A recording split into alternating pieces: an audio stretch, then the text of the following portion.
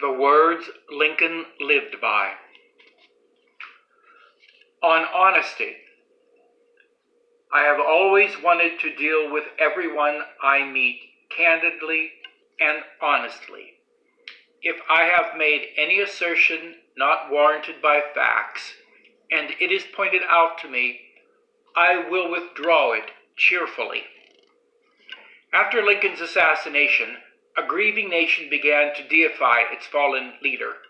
Glorious stories circulated. Young Abraham may not have chopped down a cherry tree, but he did walk several miles to repay a few pennies he had overcharged a customer. It did not seem to matter much that many of the stories were either exaggerations or outright fabrications. However, enough of the stories were true that long before his death, Lincoln earned the name Honest Abe. A Springfield minister observed, "To call him Honest Old Abe is not to my taste, but no words can express more correctly the common opinion of him where he is well known." On the frontier, sporting events often led to disputes and brawls.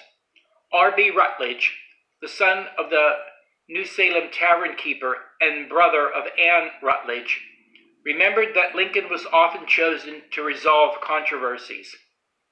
Mr. Lincoln's judgment was final in all that region of country, Rutledge recalled. People relied implicitly upon his honesty, integrity, and impartiality.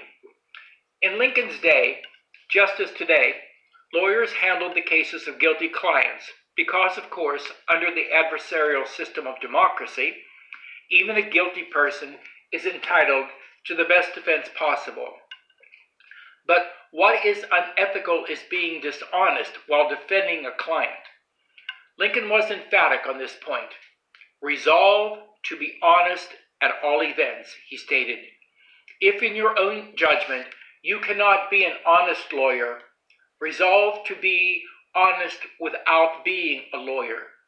Choose some other occupation, rather than one in the choosing of which you do in advance consent to be a knave." On morality. The true rule in determining to embrace or reject anything is not whether it has any evil in it, but whether it has more of evil than of good. There are few things wholly evil or wholly good. Almost everything is an inseparable compound of the two, so that our best judgment of the preponderance between them is continually demanded. Lincoln spent a great deal of time pondering the right course. He believed in the saying that was popular in his day, that one should try to live up to the light that one is given. Living up to the light recognizes the limitations of human knowledge. Added light can help us discern right from wrong. In his 1862 annual message to Congress, Lincoln urged members to press on, guided by the best light He, the Almighty, gives us. Lincoln learned, as we all must, that right and wrong are often an inseparable compound. The moral person stops to value the mix before acting. The Civil War presented many opportunities for Lincoln to do just this. Even before the South fired on Fort Sumter, some advisors had recommended that the slave states be allowed to go their separate ways in peace, sparing over 600,000 lives in the process. But Lincoln felt that his presidential oath to preserve, protect, and defend the government was his highest obligation, and one registered in heaven. Thus he made the painful decision to sacrifice lives in order to preserve the Union. This goal was, as he saw it, a higher ground in the dilemma fraught with good and evil. During the war, a group of clergymen visited the White House to make their views known to the president. One of the ministers commented, "I hope the Lord is on our side." Lincoln replied, "I am not at all concerned about that, for I know that the Lord is always on the side of right. But in my constant anxiety and prayer that I and this nation should be on the Lord's side." On justice. The severest justice may not always be the best policy. Lincoln was a kind man, full of sympathy and humanness, and he knew justice must be tempered with compassion. The challenge was to find the right balance. Kindness, if not grounded in fundamental principles of right and wrong, can become mere sentimentality. And Lincoln had learned that personal kindness must sometimes be sublimated to considerations of the law and the larger good of the community. He had been in many courtroom situations where feelings of sympathy had to be balanced with the demands of justice. Justice without cruelty was his goal. As his old roommate Joshua Speed stated, he carried from his home on the prairies to Washington the same gentleness of disposition and kindness of heart. But also, as his friend and chronicler Herndon wrote, he held his heart subject to his head and conscience.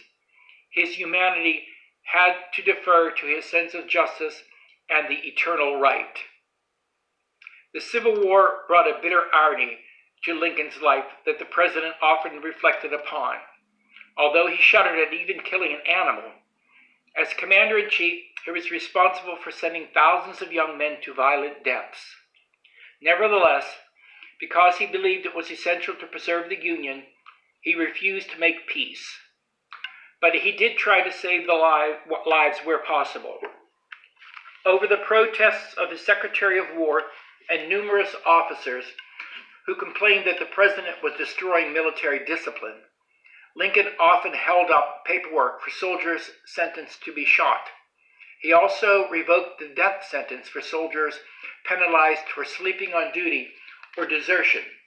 At least he reasoned he could save a few. On citizenship.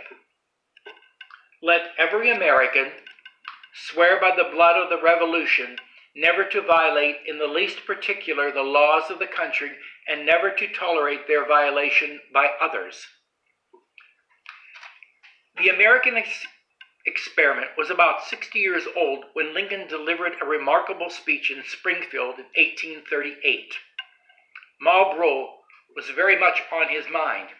Riots and lynchings were occurring with increasing frequency all over the nation. In nearby Alton, Illinois, a mob had recently killed Elijah P. Lovejoy, the editor of an abolitionist paper. The very existence of the nation was at stake, Lincoln believed, if individuals disobeyed laws with impunity or simply ignored them altogether. To do so, he reasoned, is to encourage anarchy or dictatorship. Like John Adams, Lincoln believed in a government of laws and not of men.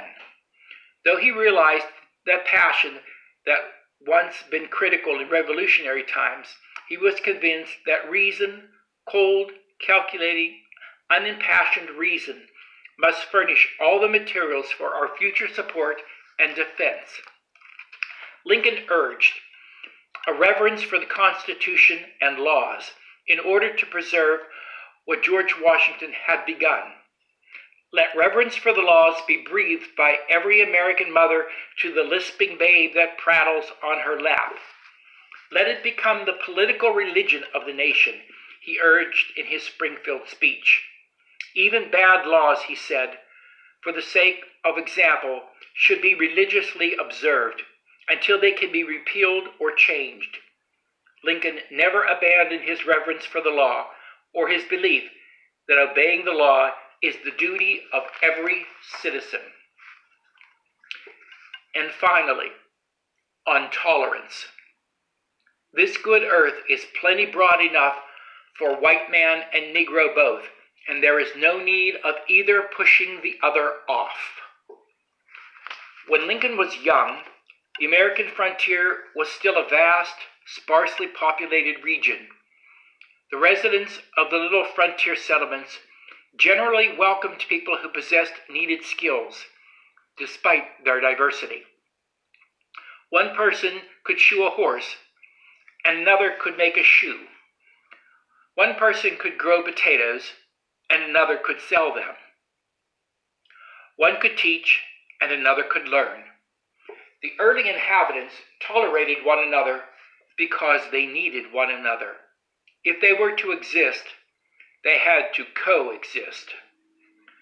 Lincoln never lost that frontier attitude, which may have been reinforced by the Bible passage, "Thou shalt not oppress a stranger, for ye know the heart of a stranger, seeing ye were strangers in the land of Egypt." As far as he was concerned, being a stranger was not sufficient justification to exclude or hate someone. His acceptance of people unlike him in color, creed, or language was indeed impressive. The abolitionist orator and former slave Frederick Douglass observed that Lincoln was the first great man that I have talked with in the United States who in no single instance reminded me of the difference between himself and myself, of the difference of color. Lincoln's open-mindedness was apparent even before he became president. For example, when an anti-immigrant and anti-Catholic political organization called Know Nothings became popular, Lincoln was asked how he felt about the movement. He responded, Our progress in degeneracy appears to me to be pretty rapid. As a nation, we began by declaring all men are created equal. We now practically read it, all men are created equal except Negroes. When the Know-Nothings get control, it will read, all men are created equal except Negroes and foreigners and Catholics. 3 days after signing the Emancipation Proclamation on January 1st, 1863, Lincoln rescinded General Lincoln's notorious order that banned Jewish merchants as a class from military camps in Tennessee. Though Lincoln understood that members of a diverse population will have problems adjusting to one another, he was also wise enough to see that diversity provides an enormous opportunity to utilize the strengths of many individuals and cultures.